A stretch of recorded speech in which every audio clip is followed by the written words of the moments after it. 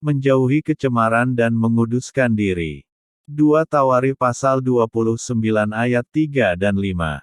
Pada tahun pertama pemerintahannya, dalam bulan yang pertama, Raja Hizkia membuka pintu-pintu rumah Tuhan dan memperbaikinya.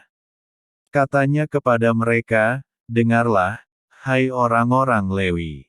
Sekarang kuduskanlah dirimu, dan kuduskanlah rumah Tuhan, Allah nenek moyangmu. Keluarkanlah kecemaran dari tempat kudus, supaya umat Tuhan mengalami kebangunan dan pembaharuan rohani." 4 hal sangat diperlukan, yaitu 1. Pengakuan dosa-dosa khusus. Kita harus mengetahui bidang-bidang kehidupan, di mana kita telah menyimpang dari kehendak dan firman Tuhan, dan harus mengakui dosa-dosa khusus tersebut, seperti yang bisa kita temukan di 2 Tawarikh pasal 29 ayat 6-7, lalu di Mazmur pasal 51 ayat 5, dan Matius pasal 5 ayat 24. 2. Pengudusan rumah Tuhan, ada di 2 Tawarikh pasal 29 ayat 5 dan 18. Gereja menjadi rumah Tuhan di bawah perjanjian yang baru, 2 Korintus pasal 6 ayat 16, Efesus pasal 2 ayat 21-22, dan terakhir di 1 Timotius pasal 3 ayat 15. Apapun di dalam doktrin, penyembahan, atau gaya hidup gereja, yang melawan kehendak Tuhan, sebagaimana dinyatakan Alkitab, harus disingkirkan.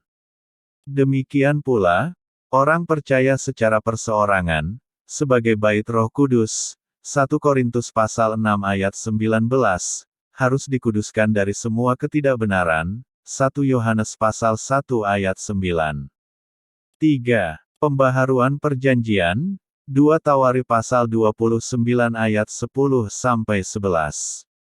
Kita harus memperbaharui penyerahan kita kepada Tuhan, kerajaan dan maksud Tuhan, yang benar di bumi, dan kita harus menyatakan suatu keinginan tulus, untuk berpaling dari kejahatan dunia dan menolak dosa.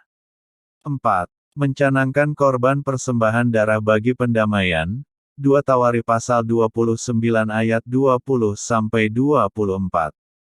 Dengan iman, kita harus mengambil darah, pendamaian Yesus Kristus, yang menderita di salib untuk menyelamatkan, dan menguduskan umat Tuhan, seperti yang tercantum pada Ibrani pasal 9 ayat 11-14 dan 1 Korintus pasal 10 ayat 16.